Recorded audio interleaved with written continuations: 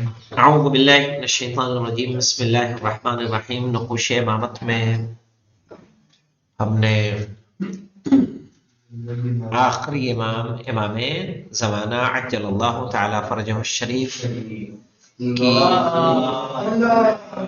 زندگی کا آغاز کیا، اور کل کچھ گفتگو ان کے بارے میں ہم لوگوں نے کی، جس میں ہم نے شروع میں ان کے مختصر حالات، ہم نے ان کا نام جانا کہ ان کا نام نبی اکرم کے نام پہ ہے، ان کی کنیت نبی کی کنیت ہے، صحیح ہے، اس لیے کہ ائمہ علیہم الصلاۃ والسلام نے اسی لیے دیکھ میم ہا میم دال الگ الگ لکھا ہے، احتیاط کے طور پر پورا نام یہاں پر نہیں لکھا ہے، صحیح ہے جی، کیا ہے، لیکن ہمارے ائمہ معصومین علیہ السلام نے آپ کے اصلی نام کو ذکر کرنے سے منع کیا ہے، صحیح ہے۔ اب دیکھیے مولانا،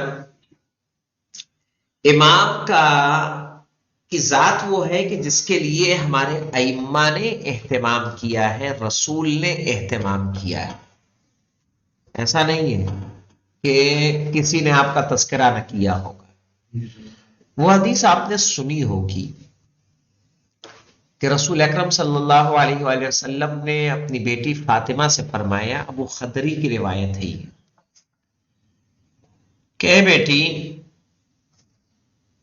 خداوند عالم نے دیکھیں کہ ہمارے نبیوں میں سب سے افضل انبیاء کون ہیں؟ حضرت محمد مصطفیٰ صلی اللہ علیہ وآلہ وسلم۔ کیا فرماتے ہیں؟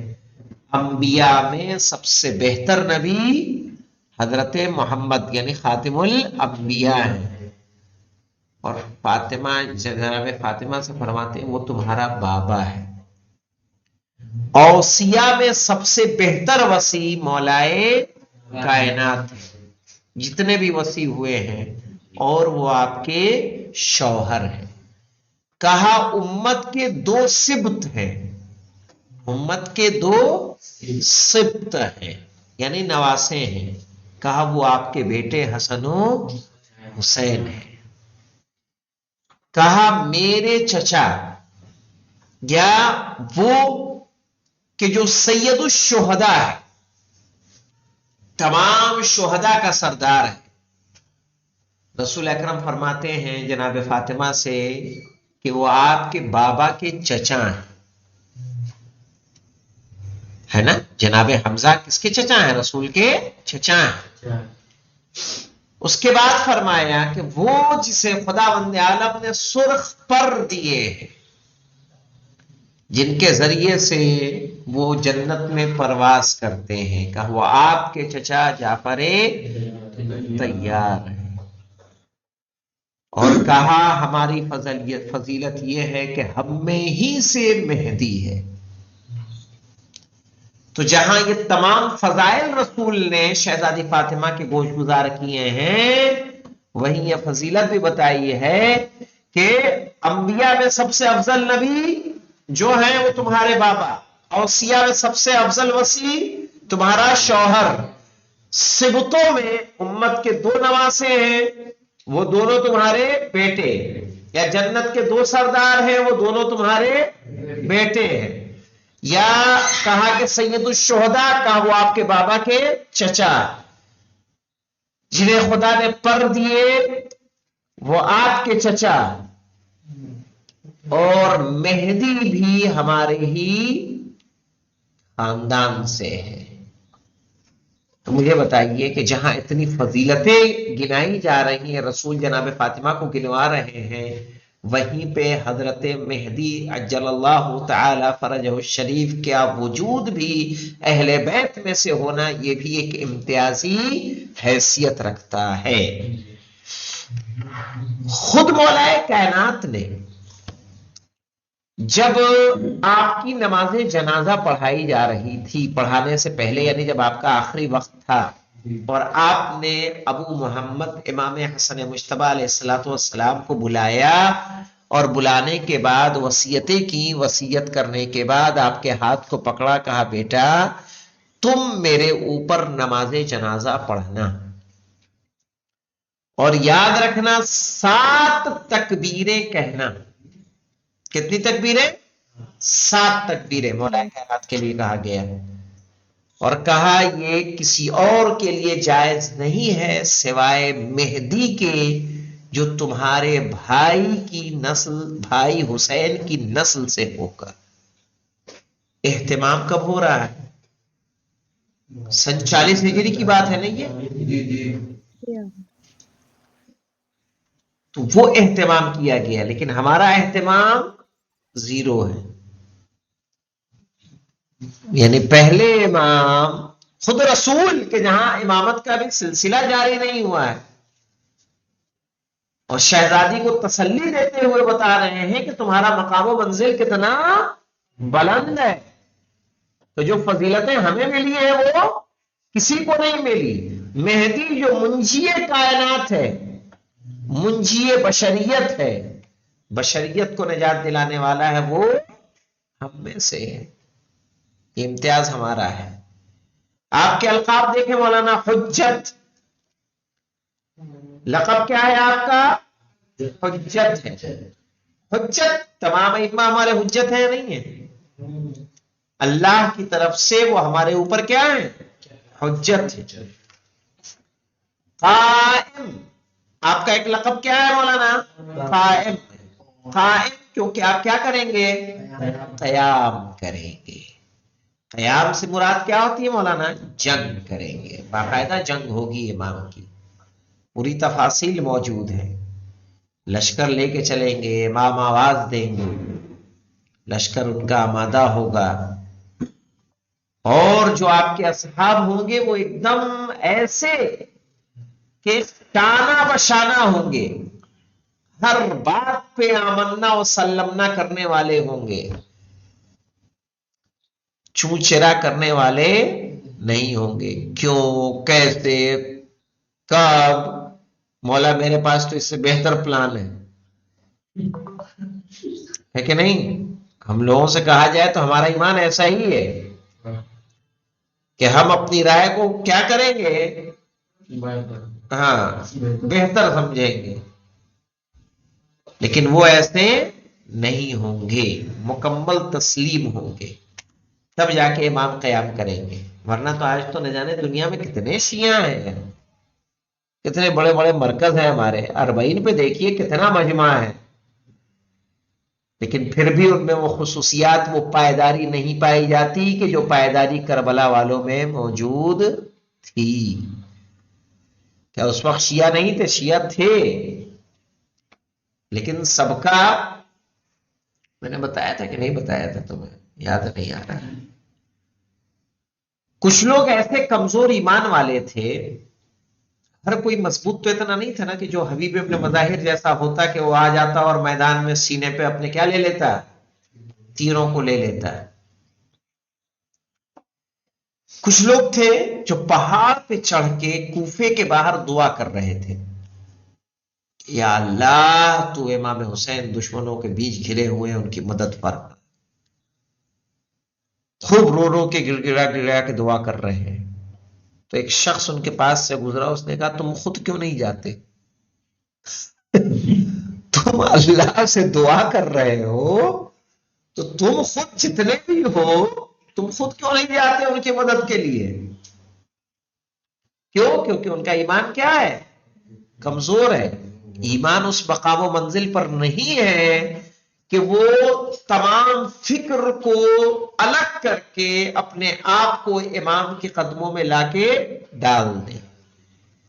اگر مجھے بتائیں کہ کربلا والے بھی یہی سوچتے کہ یار ہم تو ایک ہی ہے، کیا کر لیں گے، ہم تو 4 ہی ہیں، ہم تو 70 ہی ہیں، ہم تو 40 ہی ہیں، ہم تو 72 ہی ہیں، کیا کر لیں گے، اتنے بڑا لشکر ہمارے سامنے ہے، چلو ہٹو.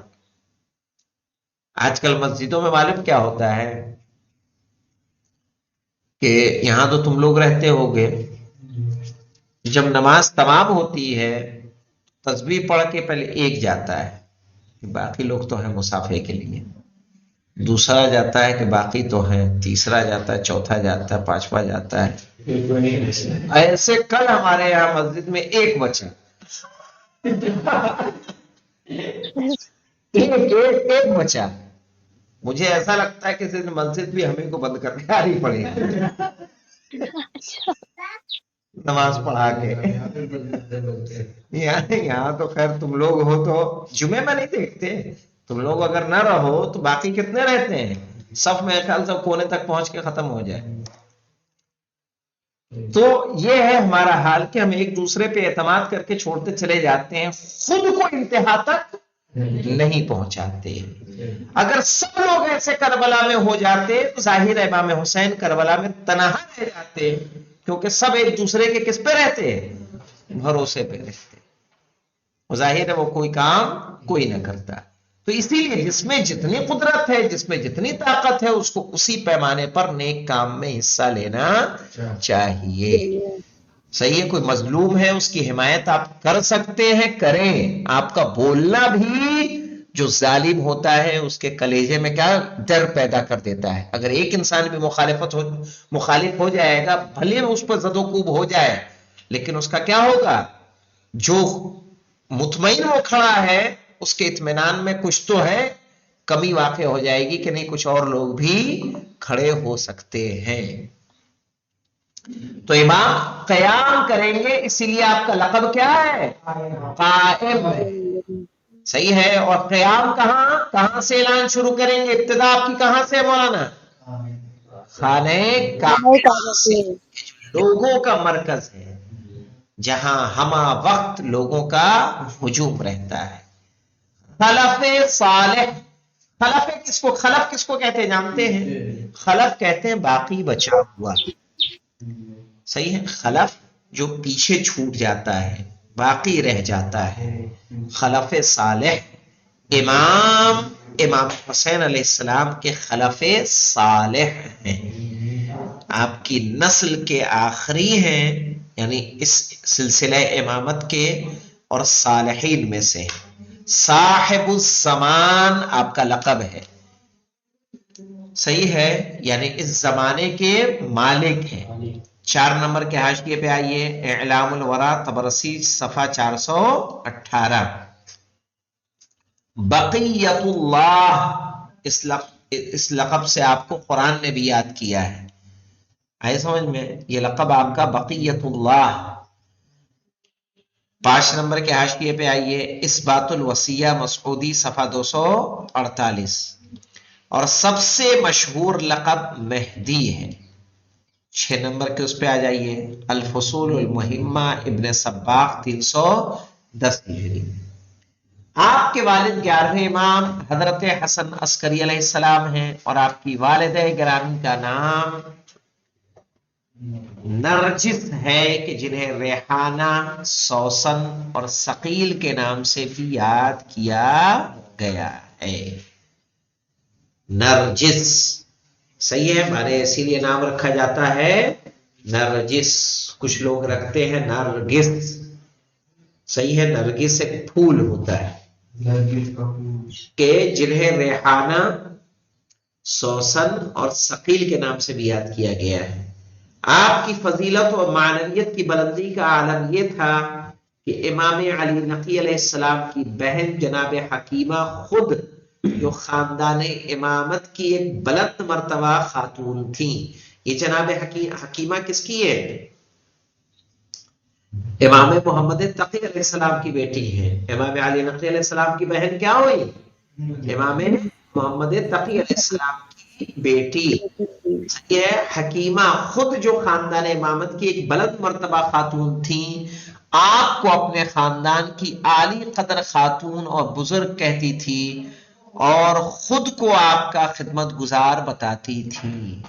یعنی حکیمہ خاتون بزرگ ہیں، صحیح ہے، جن کی ایک قدر و منزلت ہے، جن کو باقاعدہ امام نے تاکید کی تھی، ہمارے 11ویں امام نے، کہ آپ آج گھر پہ تشریف رکھے، خدا مجھے ایک فرزند عطا کرنے والا ہے. اور خدا نے معجزہ یہ کیا کہ موسیٰ کی شبیہ قرار پائیں آپ کی والدہ، موسیٰ کی ماں کی شبیہ، کہ ان کی بھی ولادت کیا تھی، اس کے بھی آثار نمودار نہیں ہوئے نہیں تھے۔ بالکل اسی طرح سے امام زمانہ کی ولادت کے آثار بھی نمودار نہیں ہوئے تھے، ورنہ باقاعدہ پولیس کی شکل میں حکومتی خواتین گھروں کی چیکنگ کرتی تھیں کہ کوئی عورت کوئی خاتون پریگننٹ تو نہیں ہے۔ اب مجھے بتائیے کہ امام علیہ السلام کی ولادت جن لوگوں نے انکار کیا ہے، انکار کرنے کی وجہ ان کی یہ ہے جو آپ کی ولادت نہیں مانتے کہ نہیں ابھی پیدا نہیں ہوئے، پیدا ہوں گے، کہ اس آپ کی ولادت کی روایت جناب حکیمہ نے بیان کی ہے، کیونکہ وقت ولادت آپ وہاں موجود تھیں، جناب حکیمہ نے بیان کی ہے۔ اعتراض کیا کرتے ہیں کہ اس کی روایت کرنے والی ایک خاتون ہے، اور ایک خاتون کی روایت دلیل کے لیے، بات کو ماننے کے لیے کافی نہیں ہے۔ واضح ہوا؟ مطلب سمجھ میں آ گیا؟ جواب کیا دیں گے؟ جواب کیا دیں گے؟ آقا امام بھی تو تھے۔ نہیں، جواب یہ دیا جائے گا کہ کس کی ولادت مردوں کے بیچ ہوتی ہے؟